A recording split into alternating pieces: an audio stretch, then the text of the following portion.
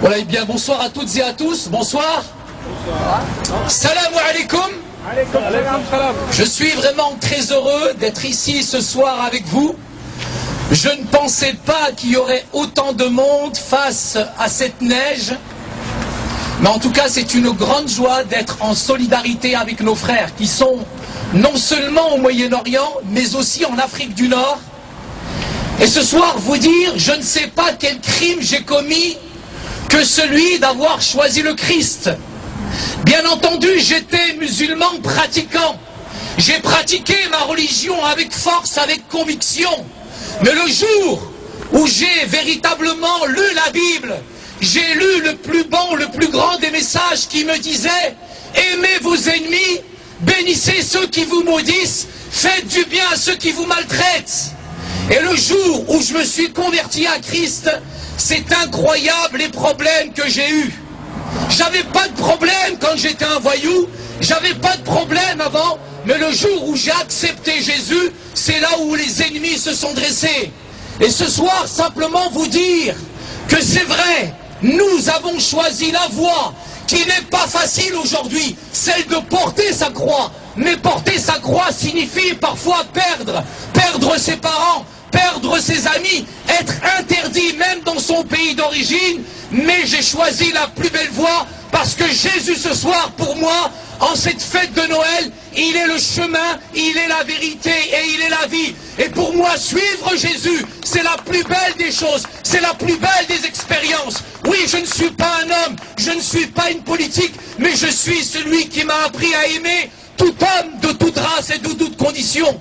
Je ne sais pas ce qu'on a fait ce soir, d'avoir autant d'opposition, d'avoir autant de fléaux, d'être jugé, d'être jaugé, d'être traité à part parce que nous avons suivi le chemin du Christ. Combien de mes frères aujourd'hui sont persécutés dans toute l'Afrique du Nord? Combien sont persécutés au Pakistan? Combien sont condamnés à mort en Arabie Saoudite? Et sans gêne aujourd'hui en France, quand les Saoudiens arrivent sur les Champs-Élysées, on déballe le tapis rouge. Nous voulons la réciprocité. Si vous réclamez des mosquées en France, nous voulons des églises en Afrique du Nord. Si vous réclamez des mosquées en France, nous voulons aussi des églises chez nous aujourd'hui en Arabie Saoudite. Oui, quel crime nous avons commis que celui d'aimer notre prochain. Quel crime nous avons commis que celui de suivre Jésus. Oui, je veux m'identifier à tous mes frères et sœurs qui aujourd'hui, quand on nous dit la ikra fi din, il n'y a pas de contrainte en religion. Allez en Afrique du Nord, allez au Pakistan, allez en Iran, et vous verrez la réalité aujourd'hui de cet islam politique qui est en train de nous brimer, qui est en train de persécuter nos frères et sœurs. Oui, nous avons une arme. L'arme que nous avons, c'est celle de l'amour face à la haine. C'est celle véritablement de la douceur face à la provocation. Oui, nous avons une arme. La plus belle des armes que nous avons, c'est Jésus, Yahshua al-Masih. Et vraiment ma foi ce soir, elle est véritablement dans ce Dieu qui est unique, qui est vrai, qui est tient d'amour et qui n'a rien à voir avec toutes les autres religions. Le christianisme aujourd'hui est beaucoup plus important qu'on le croit. Le christianisme n'a rien à voir avec une religion. Mais au centre du christianisme, il y a un homme, il y a un sauveur. Jésus pour moi n'est pas simplement le petit Jésus qu'on va sortir de la crèche le 24 décembre. Jésus pour moi n'est pas une religion. Jésus n'est pas un philosophe. Jésus est véritablement le sauveur du monde. Jésus n'est pas simplement une vérité historique, mais ça a été mon expérience spirituelle. Le jour où j'ai lu que Jésus était le chemin, la vérité et la vie, le jour où j'ai lu que c'était lui qui pouvait prendre mes péchés, mes erreurs, j'ai accepté le Sauveur parce qu'il a les paroles de la vie.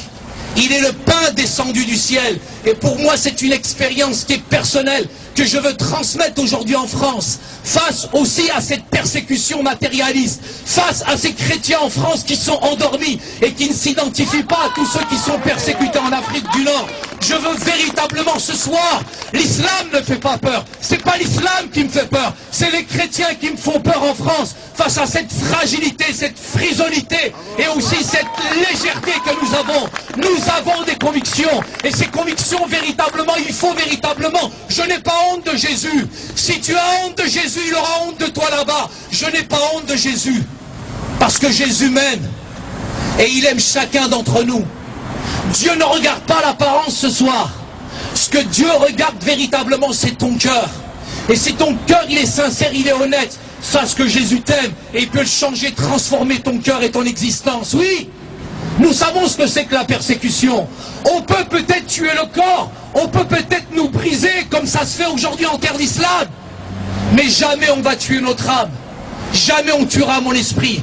Parce que je sais où je vais, auprès de Jésus. Et ça, c'est une expérience spirituelle. Je vous demande ce soir, vraiment dans ce moment solennel, de penser véritablement à nos amis qui sont en Iran, à nos amis qui sont en Arabie Saoudite, au Soudan, à cet exode aujourd'hui massif, tous ceux qui quittent le Moyen-Orient, tous ces chrétiens persécutés, tout cet exode aujourd'hui. Nous avons besoin d'être en solidarité avec eux, mais nous avons besoin aussi de prier pour eux. Et je pense que la première puissance mondiale pour moi, la première puissance mondiale pour moi, ça sera la prière des chrétiens. Merci.